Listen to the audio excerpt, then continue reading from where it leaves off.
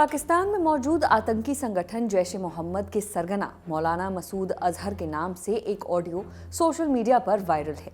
इस ऑडियो में मसूद अजहर कथित तौर पर दावा कर रहा है कि जैश के पास हमले करने के लिए हजारों आत्मघाती हमलावर तैयार हैं। वह कहता है कि उसके पास फिदायिनों की अच्छी खासी तादाद है। ऑडियो में यह भी दावा किया गया है कि अगर संगठन में मौजूद आतंकियों की पूरी संख्या सार्वजनिक कर दी जाए तो दुनिया भर के मीडिया में हलचल मच जाएगी। तहलका मचाने का दावा करने वाले इस ऑडियो में और क्या-क्या है और इसका मकसद क्या है बताएंगे, लेकिन पहले आप ये जान लीजिए कि इस ऑडियो के जारी होने की आधिकारिक तारीख की पुष्टि नहीं हो पाई है। ना ही यह पुष्ट हो पाया है कि ऑडियो में आवाज मसूद अजहर की ही है या नहीं। अब ऑडियो में क्या कुछ कहा गया है वह समझिए। कथित तौर पर मसूद अजहर ऑडियो क्लिप में कहता है, इस मजमे में अल्लाह के वो फिदायीन मौजूद हैं जो रात के 3 बजे उठकर सिर्फ अल्लाह से शहादत मांगते हैं।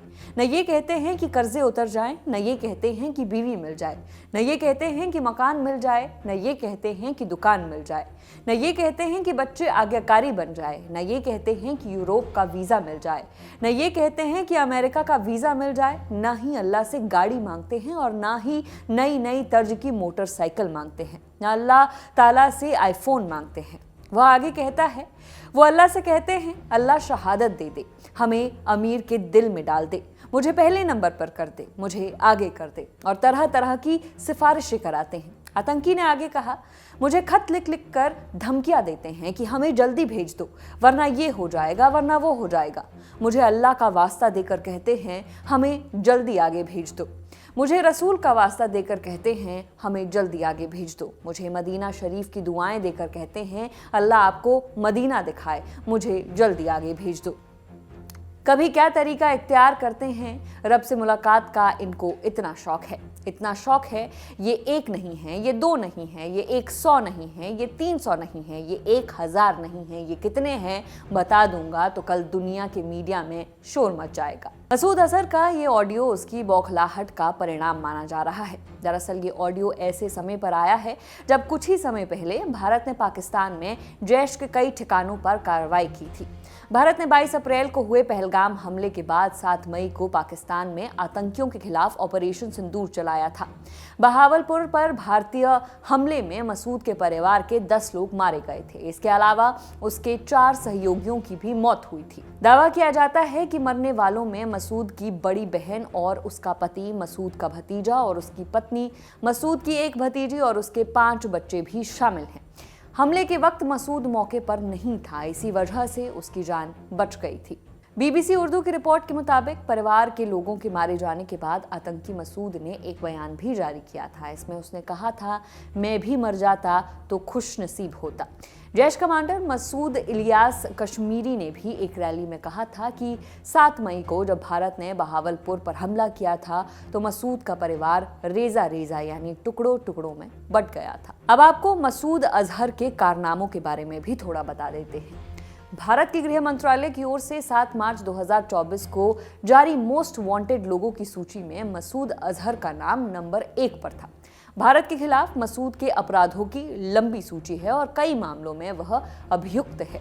मसूद अजहर 2001 संसद हमले में शामिल था, जहां जैश ए मोहम्मद और लश्कर-ए-तैयबा ने मिलकर हमला किया था। वह 2016 पठानकोट, 2016 उरी, 2019 पुलवामा और 2005 अयोध्या राम जन्मभूमि हमलों से भी जुड़ा रहा है। अफगानिस्तान के मज़ार शरीफ कॉन्सुलेट अटैक भी उसके निर्देश पर हुआ था। मसूद अजहर पहली बार 29 जनवरी 1994 को बांग्लादेश से विमान में सवार होकर ढाका से दिल्ली पहुंचा था। 1994 में वह फर्जी पहचान बनाकर श्रीनगर में दाखिल हुआ था। उसका मकसद हरकत उल जिहाद अल इस्लामी और हरकत उल मुजाहिदीन गुटों के बीच तनाव कम करना था। इसी दौरान भारत ने उसे आतंकी गतिविधियों में शामिल होने के आरोप में अनंतनाग से गिरफ्तार कर लिया था। लेकिन 24 दिसंबर 1999 को काठमांडू से दिल्ली आ रहे एक भारतीय विमान को मसूद के भाई समेत अन्य आतंकियों ने हाईजैक कर लिया। विमान को अफगानिस्तान के कांधार ले जाया गया, जहां उस वक्त तालिबान का शासन था। यात्रियों के बदले मसूद अजहर समेत 3 आतंकियों को छोड़ने की मांग की गई। मांग पूरी हुई और मसूद आजाद हो गया। भारत सरकार के तत्कालीन विदेश मंत्री जसवंत सिंह मसूद अजहर को विशेष विमान से कांधार लेकर गए थे। इसके बाद से ही मसूद अजहर की तलाश भारतीय सुरक्षा एजेंसियां करती रही हैं। इंडिया टुडे की रिपोर्ट के मुताबिक मसूद अजहर 2019 के बाद से सार्वजनिक रूप से नहीं दिखा है। उसी साल बहावलपुर में उसके ठिकाने पर हुए एक बम धमाके के बाद से वह लगातार छुपा हुआ है। हालांकि उसके नाम से समय समय पर ऑडियो और लिखित संदेश सोशल मीडिया पर सामने आते रहे हैं। अब भारतीय सुरक्षा एजेंसियां उसके इस नए ऑडियो क्लिप की जांच कर रही हैं। इसके लिए वॉइस सैंपल्स और मेटा डेटा का विश्लेषण किया जा रहा है ताकि क्लिप के सोर्स का पता लगाया जा सके। इस खबर में फिलहाल इतना ही। मामले में कोई भी अपडेट होगा तो हम आप तक पहुंचाते रहेंगे। मेरा नाम है नेहा धीमान, कैमरा के पीछे है विजय। देखते रहिए द लल्लन टॉप। शुक्रिया।